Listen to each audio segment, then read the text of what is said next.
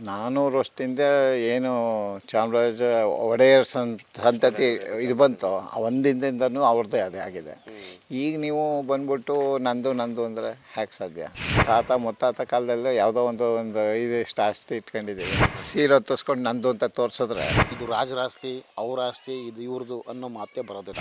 ಮುಗೀತು ಸ್ವತಂತ್ರ ಬಂದ ಮೇಲೆ ಅರಮನೆ ತನ್ನ ರಾಜರು ಮಹಾರಾಜರು ಅನ್ನೋದೇನು ಇಲ್ವಲ್ಲ. ಈಗ ಅಲ್ಲೆಲ್ಲ ಒಂದು ಅಭಿವೃದ್ಧಿ ಮಾಡ್ತೀವಿ, ಇದು ರಾಜರದು, ಅಲ್ಲೆಲ್ಲ ಅದು ಖಾಸಗಿ ಇಲ್ಲ. ಅವರು ನಾನು ರಾಜಮನೆತನ ಅನ್ಕೊಂಡು ಏನಾದ್ರು ಬರೀ ನಾಮಕೋಸ್ತಿ MP ಅಂತನಾದರೆ ಏನೂ ಮಾಡಲಿಕ್ಕಾಗಲ್ಲ.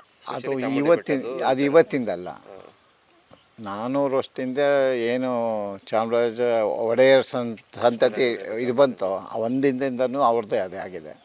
ಈಗ ನೀವು ಬಂದ್ಬಿಟ್ಟು ನಂದು ಅಂದರೆ ಹ್ಯಾಕೆ ಸಾಧ್ಯ?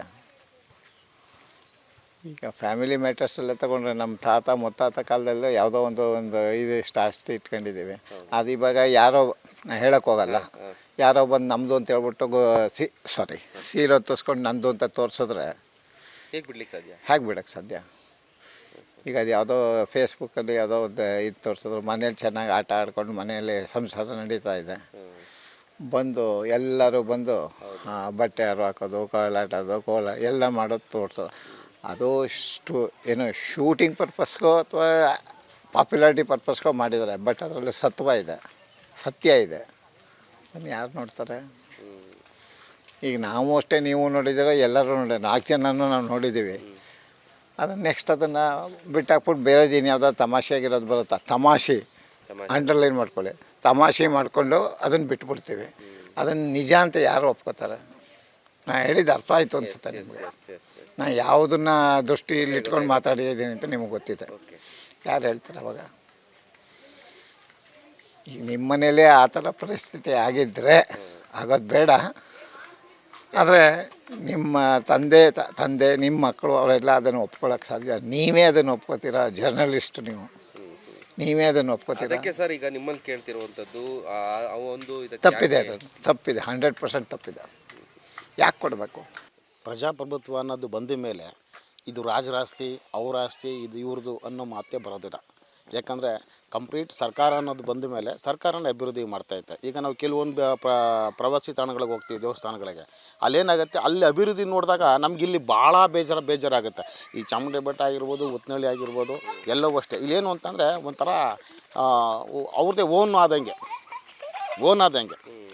ಅದರಿಂದ ಇದನ್ನು ಈಗ ಅರಮನೆ ಸಮಿತಿಯವರು ಅದನ್ನು ಉದ್ಧಾರ ಮಾಡೋಕ್ಕಂತೂ ಆಗಲ್ಲ.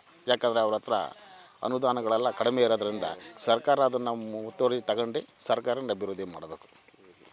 ಯಾಕಂದರೆ ಇಲ್ಲೂ ಮುಗೀತು ಸ್ವತಂತ್ರ ಬಂದ ಮೇಲೆ ಅರಮನೆ ತನ್ನ ರಾಜರು ಮಹಾರಾಜರು ಅನ್ನೋದೇನು ಇಲ್ವಲ್ಲ ಈಗ. ಸೊ ಅದರಿಂದ ಸರ್ಕಾರ ಅದಕ್ಕೆ ಗಮನ ಹರಿಸೈತೆ. ಸೊ ಅಭಿವೃದ್ಧಿ ಮಾಡಲಿಕ್ಕೆ ಸರ್ಕಾರದ ಮಾತ್ರ ಸಾಧ್ಯ. ಇನ್ನು ನಾವೆಲ್ಲ ಓನಾಗಿ ಮಾಡ್ತೀವಲ್ಲ, ಸಣ್ಣ ಪುಟ್ಟದಲ್ಲ, ಅದು ದೊಡ್ಡದು ಪ್ರಾಜೆಕ್ಟು. ಅದರಿಂದ ಅಲ್ಲಿ ಅನುದಾನಗಳು ಜಾಸ್ತಿ ಬರ್ತಾಯಿದೆ ಅಂದರೆ ಮುಜರಾಯಿ ಇಲಾಖೆ ಅದಕ್ಕೆ ಗಮನ ಕೊಡಬೇಕು.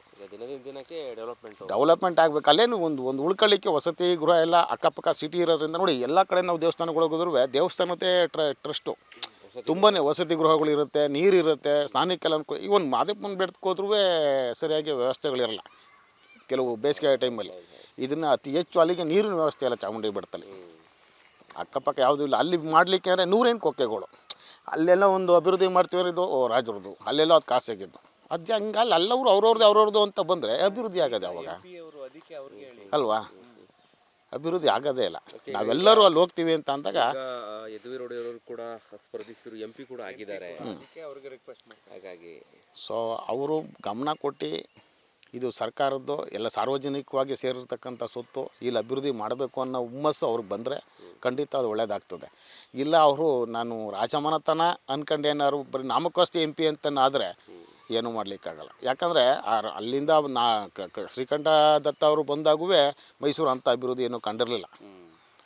ಸೊ ಆದರೆ ಇವರು ಈಗ ನಾನು ರಾಜಕಾರಣಿಯಾಗಿದ್ದೀನಿ, ಪ್ರಜಾಪ್ರಭುತ್ವದಲ್ಲಿ ನನಗೆ ಇಲ್ಲೇನು ಮಾಡಬೇಕು ಅನುಕೂಲಗಳನ್ನ ಜನ ನನಗೆ ಈ ಸ್ಥಾನದಲ್ಲಿ ಕೂರಿಸಿದ್ದಾರೆ, ಸೊ ಅದಕ್ಕೆ ನಾನು ತಕ್ಕ ಮಟ್ಟಿಗೆ ಸೇವೆ ಮಾಡಬೇಕು ಅನ್ನೋದು ಏನಾರು ಅವ್ರ ಮನಸ್ಸಲ್ಲಿ ಬಂದುಬಿಟ್ರೆ ಕಂಪ್ಲೀಟ್ ಇದನ್ನು ಮಾಡಬೇಕು, ಅಭಿವೃದ್ಧಿ ಮಾಡಬೇಕು. ಇದು ಸೊತ್ತು, ಅರಮನೆ ಸೊತ್ತು ಅವ್ರದ್ದು ಇವ್ರದ್ದು ನಾವು ಬರಬಾರ್ದು ಯಾವುದೇ. ಯಾಕಂದರೆ ಅವ್ರವ್ರದ್ದೇ ಇರಲಿ, ಇಲ್ಲಿ ಸಾರ್ವಜನಿಕವಾಗಿ ನಾವೆಲ್ಲ ಇದ್ದೀವಿ ಅಂತ ಅಂದಾಗ ಈ ನಾವೆಲ್ಲ ಹೋದ್ರೆ ತಾನೇ ಅಲ್ಲಿ ಅಭಿವೃದ್ಧಿ ಆಗೋದು, ನಾವೆಲ್ಲ ಹೋಗಿ ಪೇ ಮಾಡಿದ್ರೆ ತಾನೇ ದುಡ್ಡು ಆಗೋದು. ಫೈನಲ್ ಆಗಿ ಅಭಿವೃದ್ಧಿ ವಿಚಾರ ಬರುತ್ತೆ, ಮುನ್ನೆಲೆ ಬರುತ್ತೆ ಡೆವಲಪ್ಮೆಂಟ್ ಅಷ್ಟೇ. ಈಗ ಇಷ್ಟಿನ ರಾಜಮನೆತನದಲ್ಲಿ ಇತ್ತು ಅಂತಂದ್ರೆ ಏನು ಅಭಿವೃದ್ಧಿ ಮಾಡಿದೆ? ತಾನು ಇರೋ ಜಾಗಕ್ಕೆ ಅಭಿವೃದ್ಧಿ ಮಾಡ್ಕೊಂಡ್ರಲ್ಲ, ಸಾರ್ವಜನಿಕವಾಗಿ ಯಾವಾಗಲೂ ಅಲ್ಲೇ ಹೋಗಿ ಇವರೇ ಕೂತ್ಕೊಳ್ಳಲ್ಲ. ಸಾವಿರಾರು ಜನ ಭಕ್ತರು ಬರ್ತಾರೆ. ಅಲ್ಲಿ ಪಾರ್ಕಿಂಗ್ ವ್ಯವಸ್ಥೆಗಳಿರಲ್ಲ. ಅಲ್ಲೇನೋ ಬೆಟ್ಟ ಸ್ವಲ್ಪ ಎಲ್ಲ ಅಭಿವೃದ್ಧಿ ಆಗಬೇಕು ಅಂದರೆ ಕೆಲವೊಂದನ್ನು ನಾವು ತೆಗಿಲೇಬೇಕಾಗ್ತದೆ. ಸೊ ಅದರಿಂದ ಏನಾಗುತ್ತೋ ಅದು ಪರಿಸರವಾದಿಗಳು 108 ಥರ ಕೊಕ್ಕೆಗಳು ಇವೆಲ್ಲವೂ ಅಲ್ಲೆಲ್ಲೇ ಸಣ್ಣ ಪುಟ್ಟ ಸಂಘ ಸಂಸ್ಥೆರೆಲ್ಲ ಸೇರ್ಕೊಂಡೆಲ್ಲ ಮಾಡಿದ್ರೆ ಯಾವುದೂ ಅಭಿವೃದ್ಧಿ ಆಗೋಲ್ಲ. ಒಂದು ಸೈಡಲ್ಲಿ ಇದ್ದರೆ ಮಾತ್ರ ಅಭಿವೃದ್ಧಿ ಆಗಕ್ಕೆ ಸಾಧ್ಯ.